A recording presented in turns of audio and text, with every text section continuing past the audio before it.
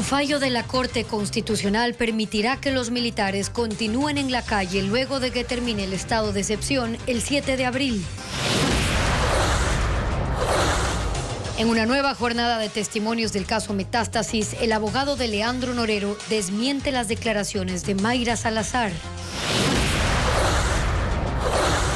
Televistazo explica cuáles son los otros personajes de la farándula criolla mencionados por Mayra Salazar en el caso Metástasis. El incremento del IVA al 15% en las gasolinas extra, Ecopaís y diésel representa un ingreso para el Estado de $150 millones, un monto mínimo comparado con los 3.093 millones que invierte en subsidios. Los adultos que deseen completar los estudios de bachillerato pueden inscribirse hasta el 30 de abril para cursar en modalidad virtual. Los grupos criminales controlan 90% del territorio de Haití y se enfrentan a tiros con la... Buenas tardes, amigos. Comenzamos Televistazo informándoles que aunque termine el estado de excepción, las Fuerzas Armadas seguirán en las calles por la declaratoria de conflicto armado interno vigente desde el 9 de enero.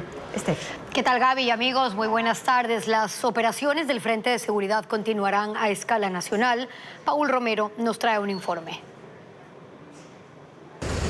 Las Fuerzas Armadas continuarán en las calles de manera indefinida. Esa es la respuesta a quienes preguntan qué pasará el 8 de abril cuando terminan los 90 días de vigencia del estado de excepción. Los militares no suspenderán las operaciones porque el conflicto armado interno que el presidente declaró en el decreto 111 se mantiene, así como las 22 organizaciones delincuenciales a las que calificó como terroristas. El objetivo militar es desarticularlas y detener a sus cabecillas, y esa tarea no ha terminado.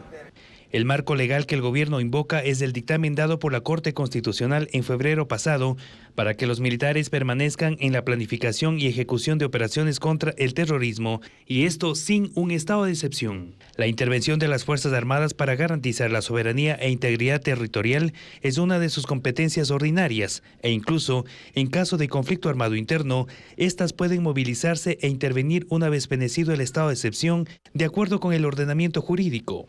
Para continuar en las calles, las Fuerzas Armadas replantearán las operaciones y priorizarán sus objetivos según las necesidades más urgentes.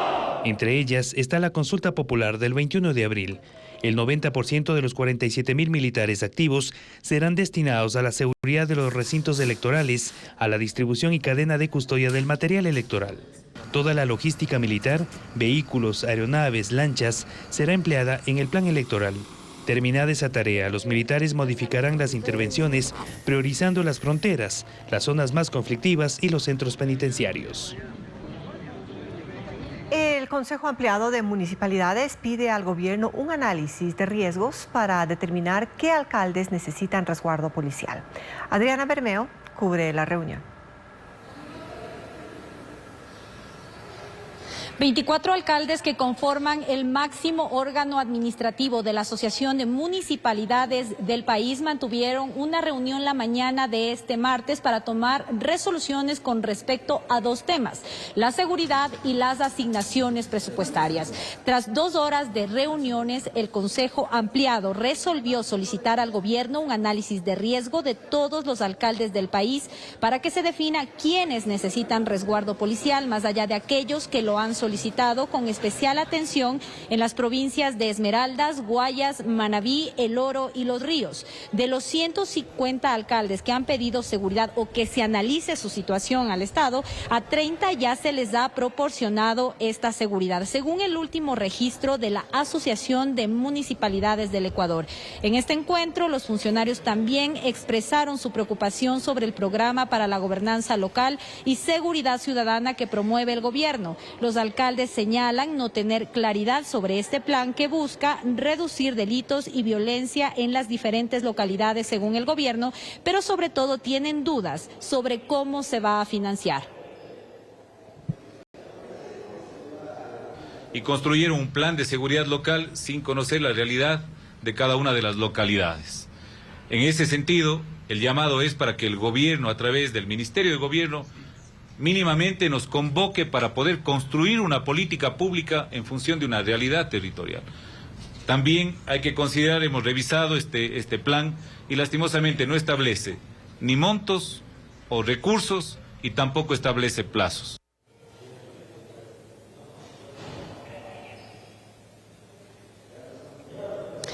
En esta reunión, todos los alcaldes que asistieron, los 24 burgomaestres, vistieron un listón negro en señal de luto y duelo por el asesinato de Brigitte García, la alcaldesa más joven del país.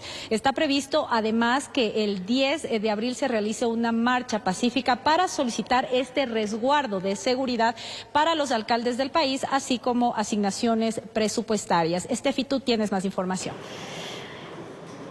8 personas están citadas para rendir versión en la Fiscalía en el caso Metástasis y entre ellos Javier Novillo, alias Novita, abogado de Norero. En la tarde será el turno de la actriz Carolina Jaume. Fabiola Santana con los detalles desde la Fiscalía General.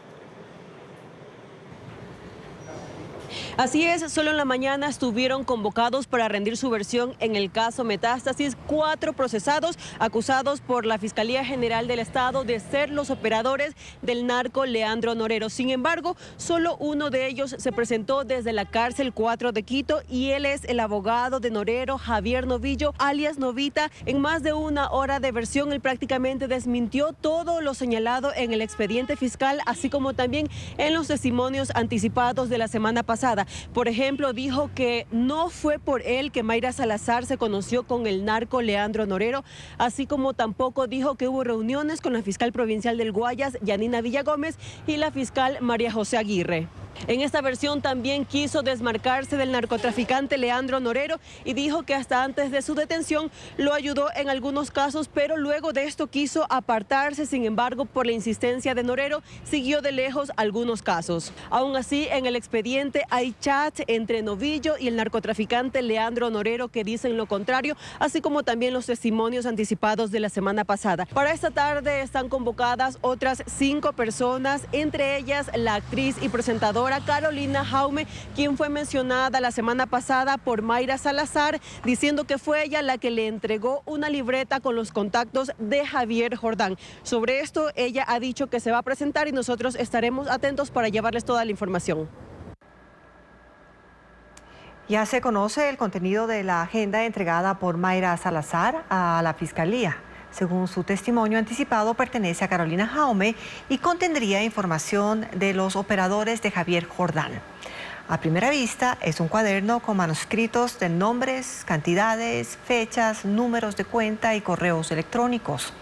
Esta tarde, Carolina Jaume rendirá versión en el caso Metástasis y podrá ampliar la información que consta en la pericia policial. Causó revuelo la disposición de periciar 11 links, entre ellos la cuenta del presidente de la Asamblea, Henry Kronfle, en la red social X. La Fiscalía confirma la materialización de los links, pero aclara que no hay indicios que relacionen al titular del Legislativo con el exasambleísta social cristiano Pablo Muentes y el caso Purga. Informa Jacqueline Rodas.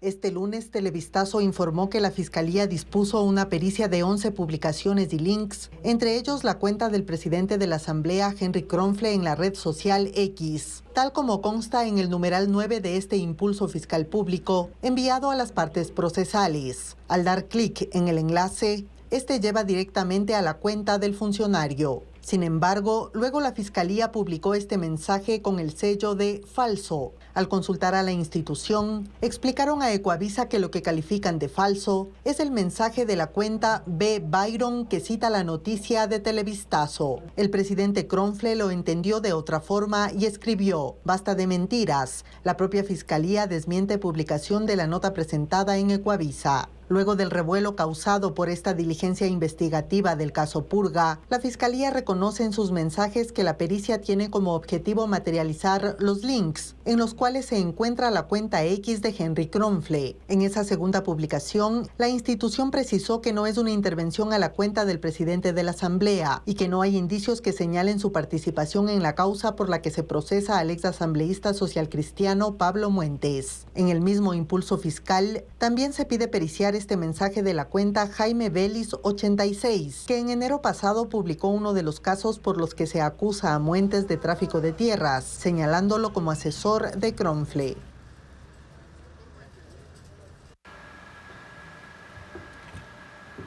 En sus testimonios anticipados, Mayra Salazar y Elibe Angulo, hombre de confianza de Leandro Norero, mencionaron a más vinculados a la trama de los casos Purga y Metástasis.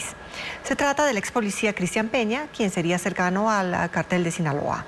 La exfiscal María Dolores Coloma, parte del equipo legal de Norero. Y la abogada Vivian Hernández, procesada por lavado de activos en el caso Amistad. Más de este caso con Luisa María Heredia.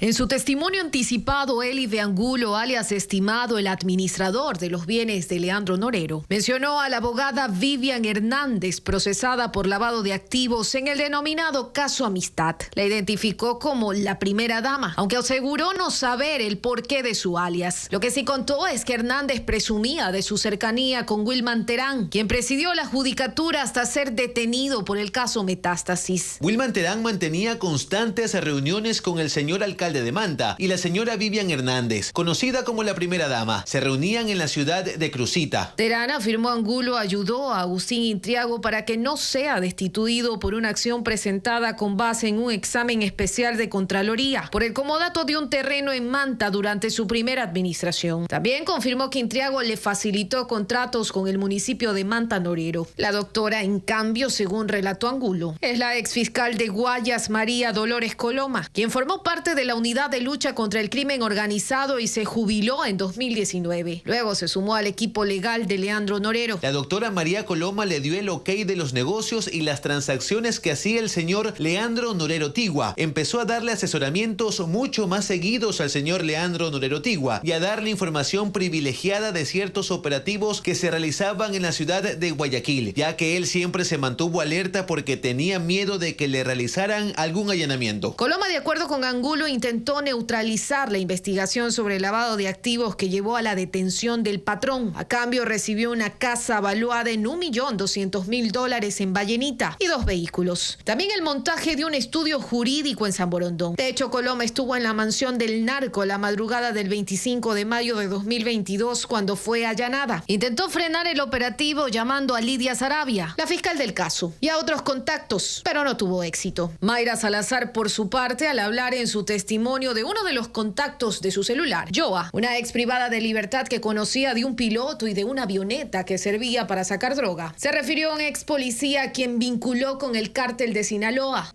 Dentro de esta colaboración con la justicia, también voy a entregar la identidad de esta persona que corresponde al abogado Cristian Peña, quien es ex policía, quien en su momento me comentó que tenía acercamientos y que trabajaba para el hijo del Chapo Guzmán, a quien yo conocí mientras se realizaba la campaña de comunicación de la hoy alcaldesa de Simón Bolívar, María Fernanda Vargas. El abogado representó a Vargas en un caso de asesinato suscitado en Salinas, en el que la entonces candidata a la alcaldía debía rendir versión. La diligencia se aplazó para que no afectara su campaña. La violencia en Haití no da tregua. Grupos criminales que dominan el 90% de la capital, Puerto Príncipe, intentaron asaltar el Palacio Nacional. Se enfrentaron con la policía, dejando heridos a varios uniformados. Las autoridades locales buscan formar un gobierno de transición ante la falta de presidente y primer ministro. En medio del desorden político, se ha extendido la vigencia del toque de queda. Una balacera ocurrida en la tarde anunciaba otra jornada violenta en Puerto Príncipe.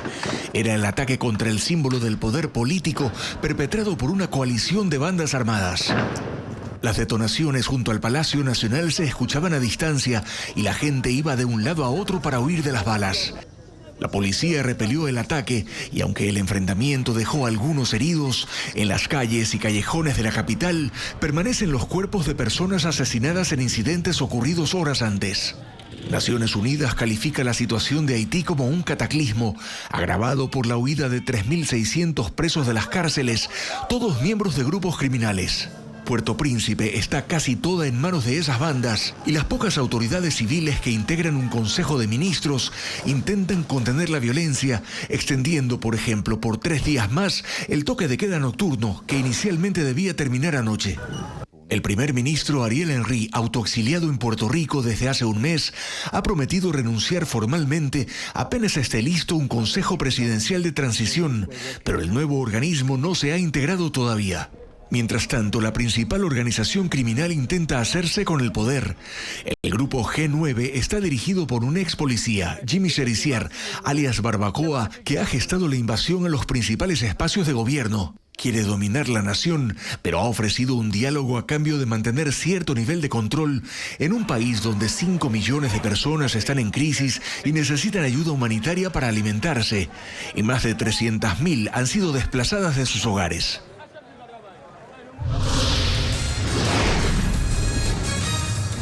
¿Cuáles son los productos de la canasta básica que aumentaron de precio ante el 15% de IVA? Entérese al regresar. En nuestros canales.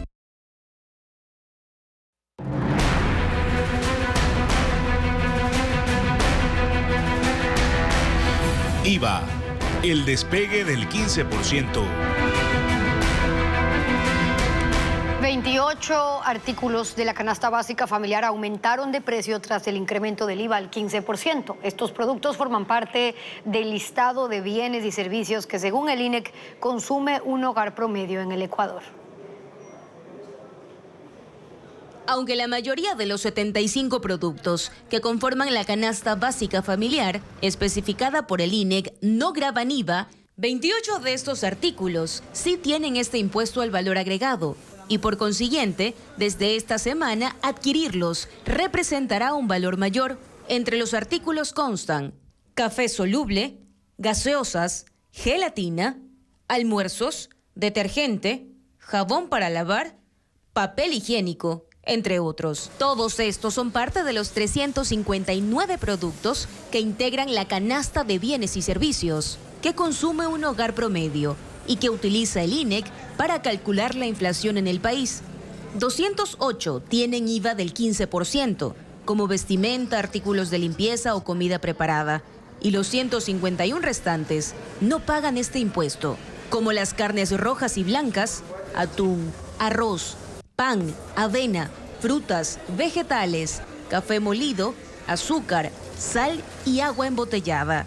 Tampoco se paga más por salud, educación, transporte ni servicios básicos, pues tienen tarifas 0% de IVA, como energía eléctrica, agua potable, alcantarillado y recolección de basura. El gobierno espera recibir ingresos adicionales por $110 millones con esta recaudación en 2024, para cubrir gastos de seguridad y valores pendientes del Estado.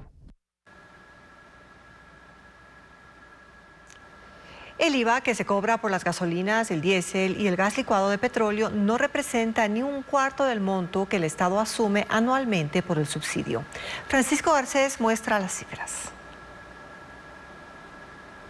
El aumento de 3 puntos en el IVA del 12 al 15% en las gasolinas Extra y Ecopaís, en el diésel y en el gas licuado de petróleo representarán un ingreso para el Estado de alrededor de $150 millones al año. El total del IVA por estos combustibles suma $747 millones. Ese monto es mucho menor a lo que el Estado sigue invirtiendo en los subsidios, pues para este año representarán $3.093 millones del presupuesto. El diésel se lleva $1.506 millones, es decir, el Estado subsidia alrededor de $1.30 por galón. Por las gasolinas Extra y Ecopaís, el subsidio suma $631 millones, un promedio de 25 a 30 centavos por galón. Para que cada cilindro de gas de uso doméstico se mantenga en $1.65, el Estado destina $737 millones. El subsidio es de $13.35 por cada cilindro.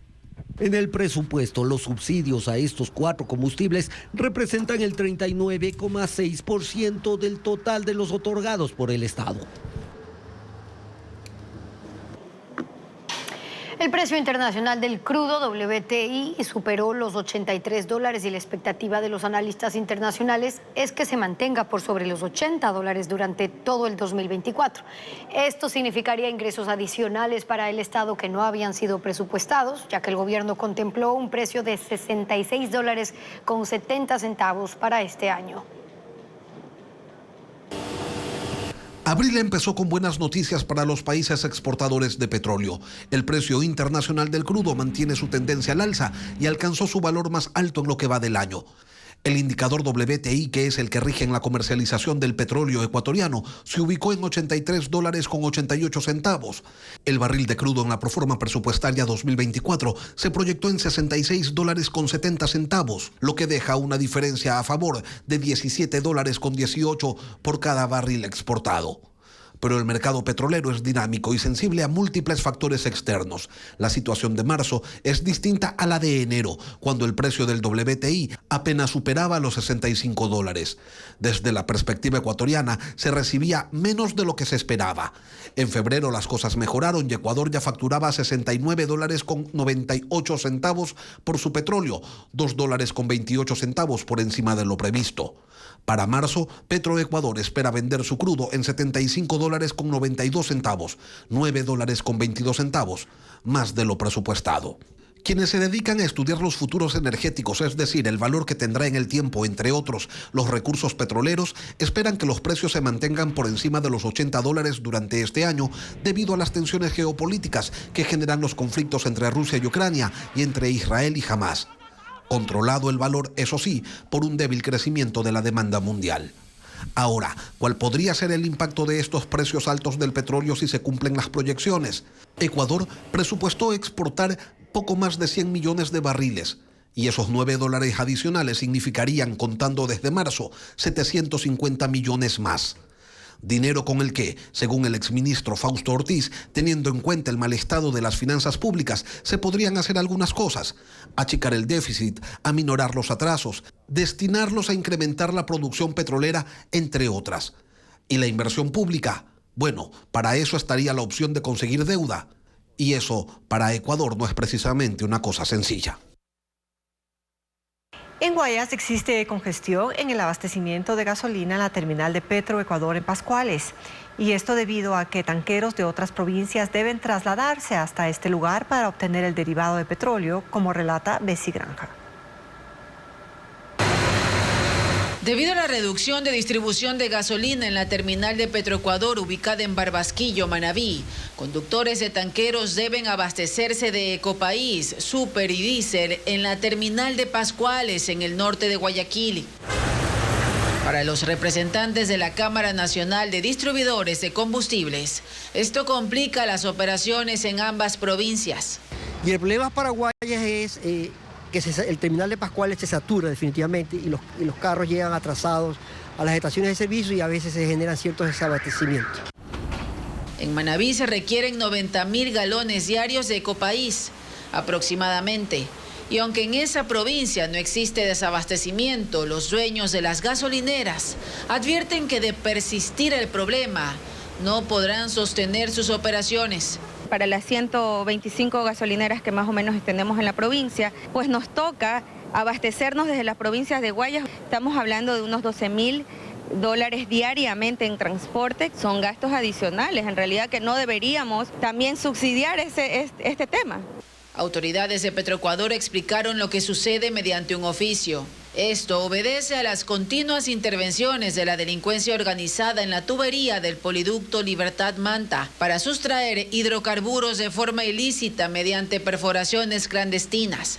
Los ataques de los grupos delincuenciales al poliducto ocurren diariamente en horas de la noche y madrugada.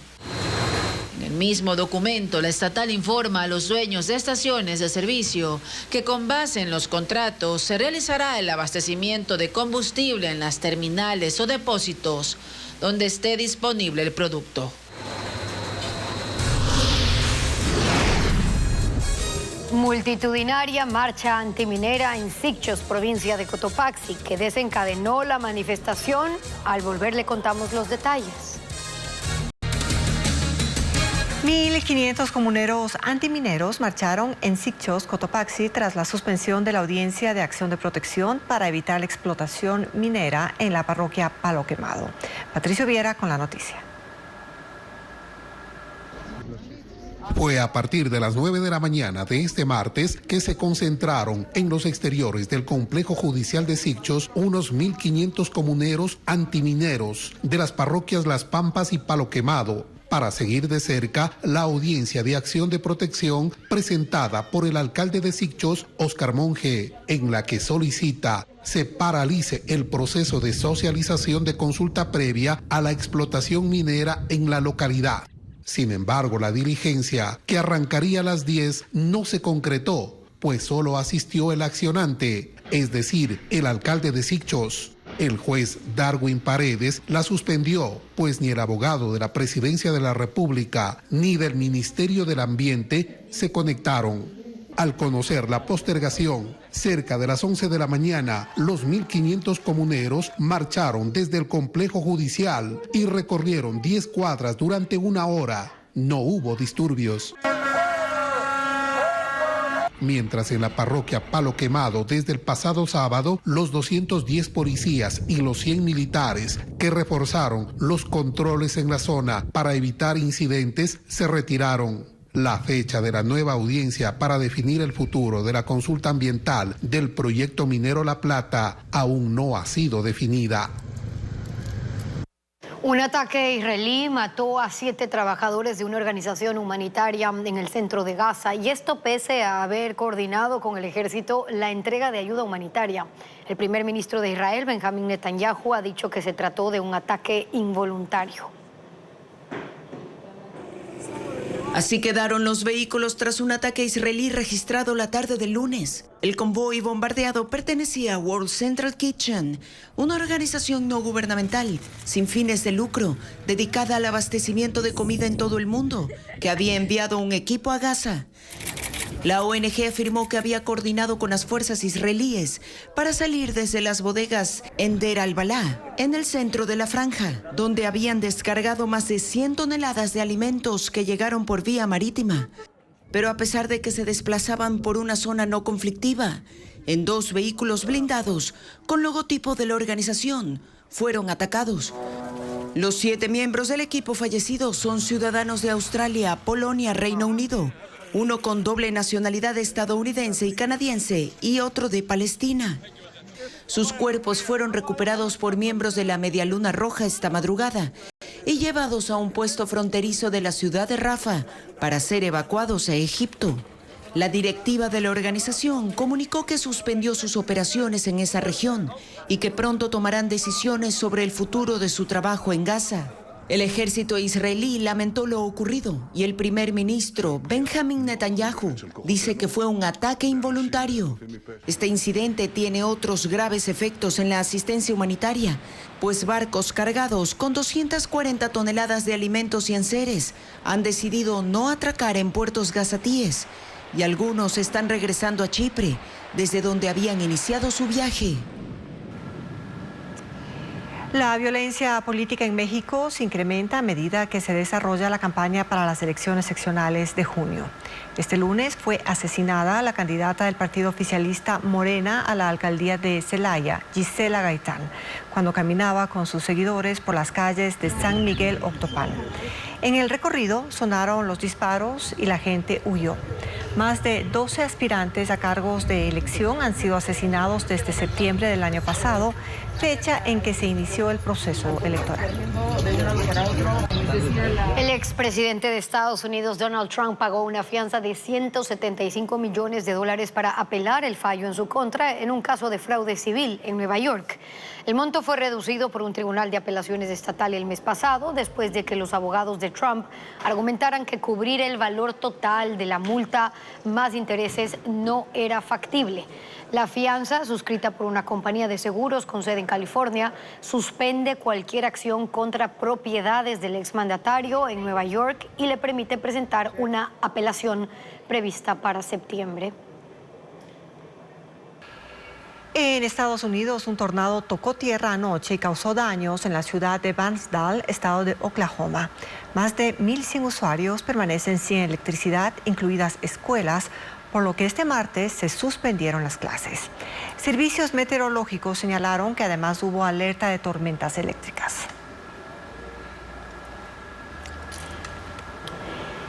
El presidente de Egipto, Abdel Fattah al-Sisi, prestó su juramento para su tercer periodo como jefe de Estado. El mandatario fue reelecto en los comicios de diciembre con el 90% de los votos, frente a otros 3 candidatos desconocidos y los principales opositores a su gobierno encarcelados o en el exilio. Al-Sisi llegó al poder en 2014, fue reelegido en 2018 y cambió la constitución para aumentar de 4 a 6 el periodo presidencial. Sobre él pesan numerosas acusaciones de organizaciones de derechos humanos por perseguir y detener a sus detractores políticos, y aún así es uno de los principales aliados de Occidente en el Medio Oriente.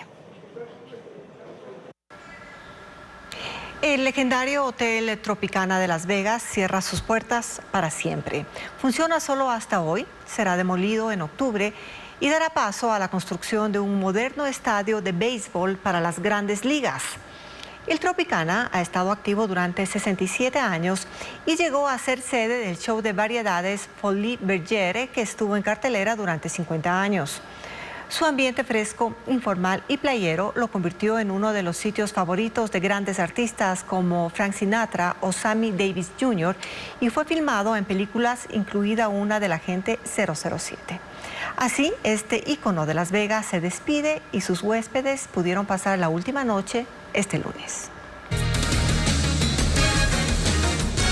El COE de Tulcán declaró en emergencia a la comunidad de Cartagena debido a los daños por el aluvión que dejó 60 damnificados. En la zona aún quedan las secuelas de la tragedia. Tras 6 días de aluvión que enterró 3 viviendas en la comunidad de Cartagena, parroquia El Carmelo, en Tulcán, el COE cantonal declaró la emergencia en la zona rural donde habitan 100 familias. En esta área de 8.000 metros cuadrados de la comunidad no queda rastro de las casas. Todo el terreno quedó cubierto por una capa de lodo y metros más adelante se formó un socavón de 5 metros de profundidad. 60 personas quedaron damnificadas y ahora permanecen en viviendas de familiares y en un albergue, mientras 2 retroexcavadoras realizan labores de limpieza para retirar todo el sedimento acumulado. Las 3 casitas no quedamos sin nada, los 3 que perdimos nuestras casitas. Cuando de pronto eso hizo como una explosión, entonces nosotros dijimos de rumbo, ¿no? Entonces salimos corriendo a ver a dónde era. Entonces con las justas yo alcancé a regresarme. Pero alrededor de la zona de emergencia hay otros 13 inmuebles que están en riesgo, pues según el Cuerpo de Bomberos de Tulcán, en la quebrada donde se originó el aluvión, hay un sedimento que ante una lluvia fuerte podría desbordarse y nuevamente afectar a la comunidad. Y los escombros, palos, piedra y lodo se extienden hasta una distancia de 1,5 kilómetros. Se estima que las tareas de limpieza con maquinaria de 3 instituciones públicas tarde una semana más. Empezó el proceso de matriculación en el país para quienes no hayan terminado la educación básica superior ni el bachillerato. La educación será virtual y el plazo de inscripción es hasta el 30 de abril, como reporta Vanessa Roles. Aquellos jóvenes, adultos, personas sordas o de la tercera edad que no hayan terminado el colegio podrán inscribirse en la modalidad a distancia que ofrece el Ministerio de Educación. Los aspirantes deben acercarse a uno de los 138 distritos del país, el más cercano a su lugar de residencia, cumpliendo los siguientes requisitos: tener desde 15 años para básica superior y a partir de 18 para bachillerato, documento de identidad, ya sea cédula, pasaporte o carné de refugiado, número de teléfono, un correo electrónico, una planilla de servicios básicos y el expediente estudiantil. Si no lo tiene, deberá rendir un examen de ubicación. También pueden postular extranjeros que residan en el país y aquellos ecuatorianos con escolaridad inconclusa que vivan en Estados Unidos, España, Italia, Reino Unido, Bélgica, Hungría o Chile, mediante la página web adistancia.educacion.gov.es, seleccionando la opción matrícula, formulario exterior, valida el acceso, clic en aceptar y colocar los datos. Si usted está en Ecuador y se inscribe por internet, el formulario será anulado. Para las personas sordas, se habilitó la opción Ayuda con matrícula para recibir la guía de docentes intérpretes. Cada grado o curso durará 5 meses. La matriculación terminará el 30 de abril. El servicio educativo es gratuito y los materiales estarán disponibles en el aula virtual. La formación propedéutica empezará el 29 de julio y las clases virtuales serán desde el 19 de agosto de este año. La exposición fotográfica de Jean Molitor se exhibe en el Museo Archivo de Arquitectura en Quito. Y en Cuenca, el artista Javier Barco presenta Espectros, una obra de teatro experimental en la Casa de la Cultura Núcleo Azuay. Estefanía Arias con la agenda cultural. Ay, gorda. A veces me caes bien. Pero a veces... Una comedia que mostrará el lado oculto de una amistad llena de envidia e inseguridades. Es la obra Te odio, gorda, que se presentará en Pop-Up Teatro Café en Guayaquil. ¡Ay! ¡Te odio, gorda! Las funciones serán este miércoles 3 y jueves 4 a las 8:30 de la noche y 9:30 de la noche. Y viernes 5 y sábado 6 a las 8:30, 9:30 y 10:30 de la noche. Es Quito y la Bauhaus en el mundo, una exposición fotográfica de Jean Molitor que ofrece una mirada cautivadora a la arquitectura moderna. La muestra se exhibe en el Museo Archivo de Arquitectura del Ecuador en Quito. Estará abierta hasta el 16 de abril, de miércoles a sábado, de 10 de la mañana a 4 de la tarde. La entrada es libre. Javier Barco presentará Espectros, una obra de teatro experimental, cargada de expresión y simbología, inspirada en el teatro de la crueldad. Según el artista, la puesta en escena enmarca una dramaturgia contemporánea que expone las caras más oscuras del patriarcado. La función será el jueves 4 y viernes 5 a las 19 horas en la Casa de la Cultura Núcleo Azuay, en Cuenca.